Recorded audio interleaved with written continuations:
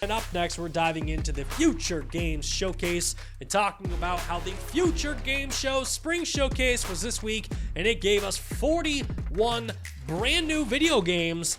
And you know what? We got to talk here. Video game industry, just real quick for a second. The Future Games Show Spring Showcase. We got to do something about these names. The video game industry is so good at making games, and especially making fun games. Like, you guys do such a great job at that. You also do a really good job at creating beautiful works of art. But when it comes to like naming things, I think we could do better, right? Intergalactic the Heretic Prophet. Don't like that name. Future Games Show Spring Showcase, the FGSSS. We need a way better name for that. Maybe let's just call it the Future Games Showcase. Like, just call it that, and we'll say it's the spring update or something. Somebody in the comment section come up with a way better name. But anyway, the Future Games Show Spring Showcase was this week, and it was hosted by Nolan North and Jennifer English. Nolan North, obviously, from Uncharted, he's Nathan Drake, and Jennifer English was from Baldur's Gate 3. And I've seen a lot of chatter from y'all on the internet about these hosts, and I would like to go on the record and defend these guys and say these gigs are extremely tough. You know, oftentimes you show up, you're given the script, and you're saying stand on this mark, and that's what you have to do. They're not able to say, hey, this joke doesn't really land, this joke isn't really something I would say, and I want to point that out because during the show, there were some jokes. They didn't land, but there were some jokes. And maybe if there was an audience, it would have been better, but the jokes didn't land. Kind of like what we do on a daily basis. There's no audience in here. I say things, I think they're funny, and it isn't until we chop it up into a short and put it on YouTube or TikTok to find out if it truly is funny. Kind of like a delayed laugh, right? Like me talking right now and saying something, and then like 5 minutes later, a guy's like, ha, ha, ha, ha, ha. But the other thing that I did take away from this is like these are two voice actors for the video game industry. I got to assume, I didn't watch last year. I think they were maybe the hosts then too, but I have to assume that these two were able to do this because of the strike, and a lot of voice actors are looking for extra work. So if you're a voice actor out there looking for something to do, come on the Nerf Report. We'll bring you on here. Let's talk about some video games. But Nolan North, Jennifer English, they walked us through about 40-something video games. And I'm not talking about all of them. That would be the longest show in the history of Earth, just like this showcase was, 2 hours long. Holy hell. I put it on 2 times speed to get through it so I could actually like talk about it here on the show. But I did have some games that really caught my interest. So let's talk about some of my favorites. First up, we have a game called Lost Rift. This is from developer People Can Fly, the folks that made Outriders and Bulletstorm. And essentially, you wake up on an island, you find like dead survivors who have like other armor and weapons, and you gotta like hunt, you gotta craft, you explore, and you survive. The beginning of this trailer was very Ark-like. Like, I thought maybe we were seeing like the first clips of Ark 2, but you basically go on the island and there's no dinosaurs from what I saw. It seemed like just normal creatures like a wolf. There was a giant ape that you got to fight, which I assume maybe is like the end boss of it, but all assumptions here, open world survival video game, very Ark-like. Lost Rift looks very cool, and it's going to be coming to Steam in early access later this year. The next game that came up was Animal Use Protocol, and let's pull the trailer up real quick because this one's really cool. This is a first-person shooter game where you play as a humanoid chimp, and you have a mouse that's on like the tip of your gun, and he's basically talking to you to the entire game. Now, we didn't really get to see what the monsters look like and what's chasing you, but it looked like these giant test tube trolls that are going around, like experiments that went wild. And there's tons of horror. Like, this is a very darkly lit game. You've got a flashlight going through. There's puzzle mechanics to solve things. You obviously got the inventory management. This game is coming from Brotherhood Games. The only downside I have, no release date, just said coming soon. Again, looks super dope. Next up, Onimusha 2 Samurai's Destiny Remaster. This one's coming from Capcom. Again, we talked about this before on the show. The game looks really dope, but one thing they did talk about that I thought was super cool is this game will have a hell mode where, most times they have like insane modes or grounded modes, but hell mode in this game will essentially say if you get touched once, you're dead, which I think, like, based off the gameplay and like what we can expect, really changes this. Anyway, Onimusha 2 will be launching on May 23rd for PC and consoles. We also had a game called I Hate This Place, which is actually based off a really good comic by Kyle Starks called I Hate This Place. This is an isometric survival video game from Broken Mirror Games. In this game, is giving me super classic horror video game vibes. The visuals look super dope. I love the color schemes here. Again, it's another flashlight driven game where it's shadows around you and you can only see what's in front of you based off the flashlight.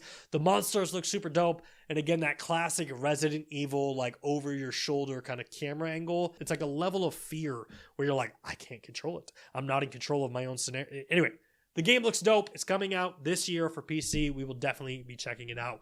Then we came to Revenge of the Savage Planet, which, man, I had such high expectations for this trailer, and I might offend some people. This was the worst trailer of the entire event. I think we saw like 10% of it was gameplay, and I don't know how much money that this developer spent to be a part of this event and to create this trailer, but it had to have been a loss. And like there was a dude who was like jumping around, showing off his grill and showing off all this other cool stuff. And it just fit into that overly corporate style of Savage Planet, but like very minimal gameplay. Didn't really show me like why I want to play the second game. It's just a bummer, man. Like when you're going out there and you're taking swings at like Phil Harrison, the former president of Stadia, on billboards, I expect you to swing just as hard on these trailers. And this one was a disappointment. But anyway, Return to the Savage Planet is launching on consoles in May. Next, this game is dope, right? This is a game that got teased a couple years ago, and I've been keeping a very close eye to it because I think it sounds so cool. Let's talk about Death Ground. This is a multiplayer horror survival video game with dinosaurs. Now, all the footage we're showing here is obviously alpha gameplay, so it's, still kind of in a rough state, but this looks incredible. So essentially, this was described as like Alien Isolation, but with dinosaurs. So you and your friends are going through these corridors, these abandoned buildings. It's dark, it's scary. You got to flip switches, you got to do tasks, but there's raptors that are chasing you through and they're hunting you. And you've got like sensors to see their movements. The game looks dope.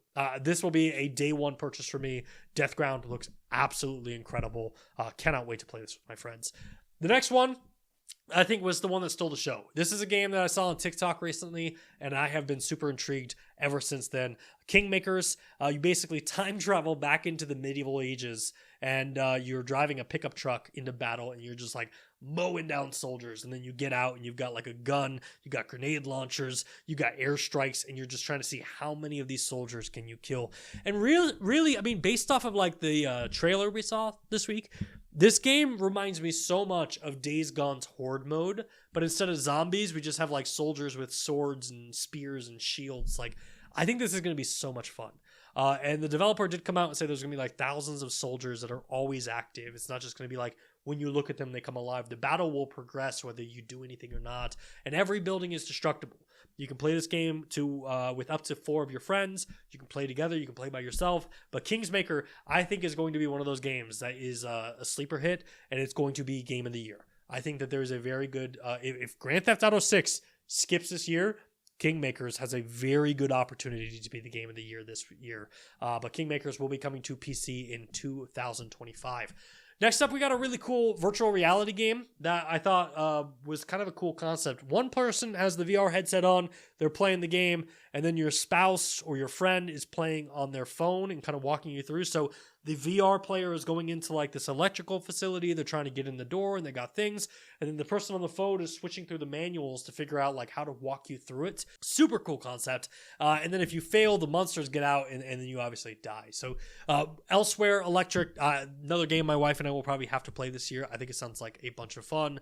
We also had Neighbors Suburban Warfare, which looks like a really fun, cartoony first-person shooter where basically it's like you have defense fortifications, you have like supers, you've got like these cool battle types, but then like instead of airstrikes, you're calling in like pigeons to poop on your neighbors, and it legit looks like someone took like the Nuketown map and they're like, how can we make this as zany and as crazy as humanly possible? So looks really cool. Neighbors Suburban Warfare will be launching on April 17th in early access. Then we have Pioneer, which is a stalker style MMO.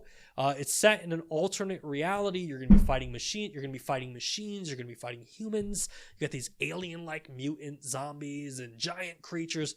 Game looks dope. Definitely going to be checking out Pioneer when it launches for PC in 2025. Finding Frankie is a Five Nights at Freddy's style haunted parkour game show. This literally looks like Five Nights at Freddy's met Fall Guys, and they decided to have a baby. The game looks dope. The game looks really fun. It's launching for PCs and consoles on April 15th. Cloudheim. This is a game that really surprised me because this looked like a very grown-up version of Breath of the Wild. So this was developed by Noodle Cat Games. There's different classes, different weapons, so you can like change your gameplay. There's different monsters and enemies to fight. The game looks dope. It's coming to consoles and PCs, which was the other thing that I'm like, oh, cool. We finally have like a Breath of the Wild style game that will be available on PlayStation or on Xbox. So definitely going to be checking this out. No release date. They just gave us the release window of 2025. Another game that piqued my interest was Into the Dead, Our Darkest Days. And this is from Pickpock and Bolt Ray Games. So this is based in Texas, which is one of the reasons why it intrigued me, right? We're based in Texas as well. But it takes place after a zombie apocalypse. And it's this really cool side-scrolling game where like you got these sections and you're jumping through and it's kind of like a maze and then you're trying to like puzzle solve it. This game looks dope. It's launching on April 9th. I'm definitely going to be picking up this game and playing it myself. I think they did a really good job with this game and it looks super cool. Reanimal was also announced during this event. This will be the next game from Tarsier Studios. If that name sounds familiar, these are the folks that do Little Nightmares 1 and 2, and this is just more of what you've expected from that game. So it's basically a horror style of Little Nightmares, but it's a co-op game. You can do couch co-op or you can play with your friends online, and this will be coming to PCs and consoles as well. Now, next up, we got to see a game that we've heard a lot about, but we've seen very, very little. Remedy Entertainment, the studio that basically did Control and Alan Wake, they debuted their first-person shooter game called FBC Firebreak. So this is a first-person shooter game that's set in the Control universe, and based off what we're seeing, it looks like you're fighting off hordes of corrupted with your friends in the basic the Federal Bureau of Control. Like you're running through, and you know you're basically like fighting things. You're trying to like accomplish tasks. The game looks cool. I do have some concerns of like live services and how like Concord worked, and do we really have the space and the interest for more games like this, and do we have the bandwidth among gamers to want to pursue this? I think this is going to be a very interesting story, not just for gamers but also for Remedy, to see if they can kind of gain the interest of gamers when they get ready to launch. And then the final two games that came out of this was basically Chronos. This is from Bloober Team, another studio that I hold in very high regard. The world basically ends in the 80s, and this looks very Dead Spacey. This game looks super scary, right up my alley, and I will definitely be checking it out. The game launches in 2025. Again, not a specific release date, just 2025.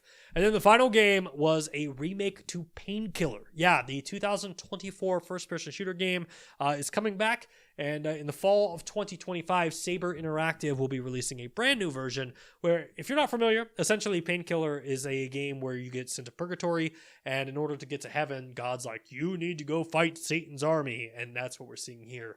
A lot of people in the comments were like, this is Doom, and I'm like, kind of. You're killing demons. Kind of looks like Doom. Kind of the same gameplay, but not Doom. But anyway, yeah, that was the Future Games Show Spring Showcase. A lot of cool games to look forward to this year.